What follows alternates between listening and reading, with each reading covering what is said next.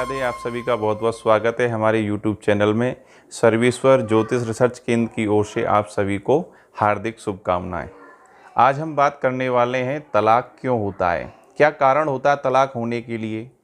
व्यक्ति की खूब अच्छी शादी होती है, अरेंज मैरिज होती है या लव मैरिज होती है, खूब अच्छी पत्नी मिल जाती है, इसके बावजूद भी कुछ महीने बाद तलाक क्यों हो जाता है। क्या हमारी कुंडली में ये तलाक का योग होता है, क्या कुंडली में सेकंड मैरिज के योग होते हैं। ऐसे बहुत सारे राज जिनको आज मैं आपको बताने वाला हूँ। वीडियो में आप मेरे साथ जुड़े रहें, हमारे यूट्यूब चैनल से जुड़े रहें और ये वीडियो आप आखिर तक ज़रूर देखें। आज मैं आपको बहुत सारे राज बताने वाला हूँ। तो सबसे पहले हम यहाँ नज़र डाल लेते हैं। यहाँ हमारा ये आज का जो टाइटल है, आखिर तलाक क्यों होता है। तो सबसे पहली बात, यहाँ लग्न कुंडली जो बनी हुई है, यहाँ सिंह लगन की ये लगन कुंडली है। लगन में चंद्रमा, तृतीय स्थान खाली है और यहाँ चतुर्थ भाव में मंगल विराजमान है, पंचम स्थान खाली है। इधर बृहस्पति छठे स्थान में विराजमान है, सप्तम स्थान में राहु और अष्टम स्थान में शनि।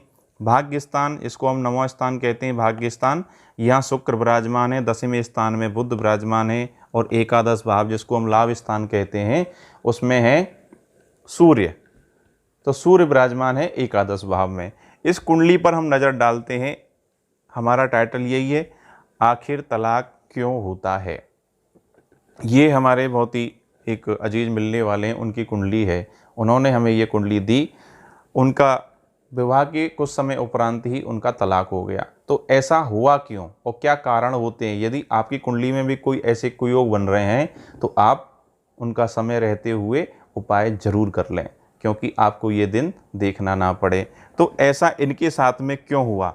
इनके साथ इसलिए यूँ हुआ क्योंकि सप्तम स्थान में यहाँ देखेंगे आप राहु है और केतु लग्न में बैठ करके सप्तम स्थान को देख रहे हैं और यहाँ राहु सीधा लग्न भाव को देख रहे हैं। तो पहली बात तो ये है, सप्तम भाव में जब राहु होता है या कोई क्रूर ग्रह होता है, शनि राहु मंगल, इनमें से यदि तीनों में से कोई भी ग्रह सप्तम भाव में होता है तो वो सप्तम भाव को बिगाड़ देता है, यानी कि हमारे दाम्पत्य जीवन का जो सुख होता है उसको हम पूर्ण रूप से नहीं ले पाते। तो यहाँ पहला तो यही है कि राहु जब सप्तम स्थान में बैठता है और दूसरा राहु जब सप्तम स्थान में होता है तो व्यक्ति की पत्नी को, या ये मान लो पुरुष की कुंडली है तो स्त्री को रोगी बना देता है, या ये स्त्री की कुंडली है तो पुरुष को रोगी बना देता है, या संबंध अच्छे नहीं रहते राहु की वजह से। और दूसरा हम देख रहे हैं कि यहाँ सप्तम भाव का स्वामी स्वयं शनि है और शनि यहाँ से अष्टम स्थान में जा कर के बैठा है। इस एक तरीके से इस कुंडली में बन रहा है विवाह भंग योग, यानी कि इस कुंडली में विवाह भंग योग उत्पन्न हो रहा है। तो विवाह भंग जब योग उत्पन्न होता है व्यक्ति की कुंडली में तो उनको अपने दाम्पत्य जीवन का पूर्ण रूप से सुख नहीं मिल पाता है। तो यहाँ हम देख पा रहे हैं सप्तम स्थान का स्वामी शनि अष्टम स्थान में जाकर के विराजमान है, जिसने विवाह भंग योग उत्पन्न किया है। तो दो वजह हमें तलाक की मिली, सप्तम भाव में राहु और सप्तम स्थान का स्वामी शनि अष्टम स्थान में जाकर के विराजमान है, इसलिए इनको तलाक की नौबत आ गई।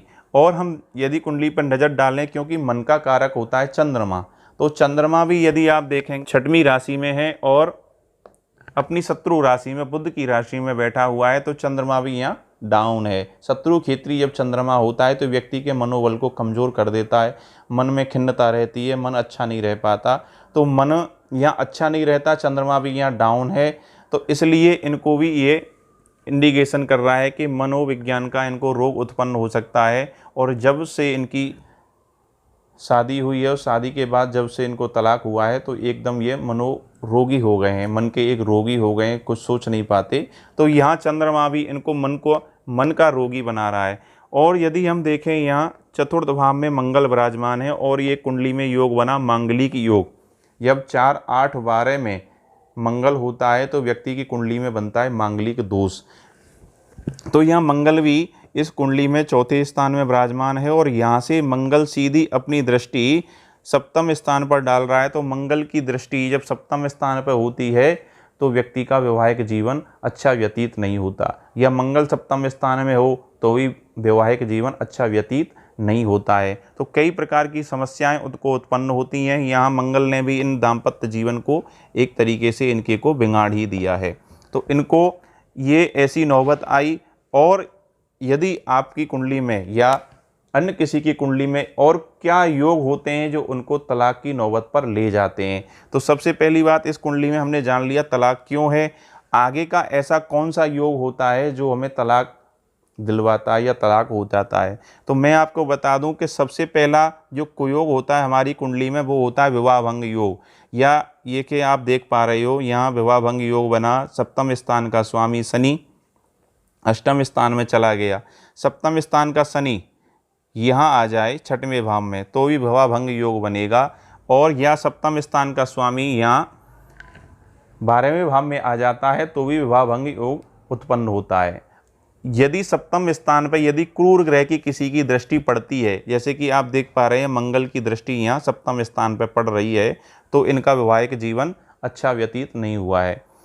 तो मंगल की या शनि की, राहु की, केतु की जब भी सप्तम भाव पर दृष्टि पड़ती है, ये दृष्टि करते हैं, या सप्तम भाव की युति राहु केतु शनि मंगल के साथ में या क्रूर ग्रहों के साथ में होती है, तो उनका वैवाहिक जीवन अच्छा व्यतीत नहीं होता, एक ना एक दिन उनको विवाह विच्छेद हो ही जाता है। अब बात कर लेते हैं इसी कुंडली में, जब विवाह विच्छेद हो जाता है तो क्या उनकी दूसरी मैरिज जो होगी वो अच्छी हो पाएगी या उनको दूसरी मैरिज से पूरा सुख मिल पाएगा।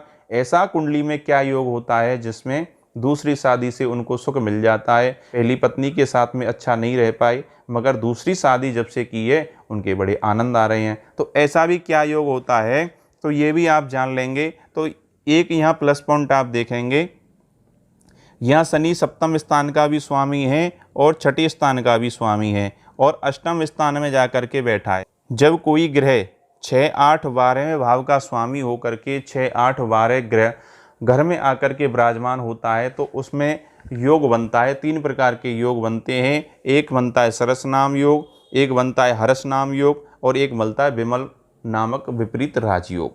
तो यहाँ हम कुंडली में देख पा रहे हैं छठवें स्थान का स्वामी है शनि और सप्तम स्थान का स्वामी शनि है और यहाँ से सीधा अष्टम स्थान में जाकर के बैठा है। अष्टम स्थान में जाकर के जब बैठा है तो यहाँ एक विपरीत राजयोग शनि ने बनाया है।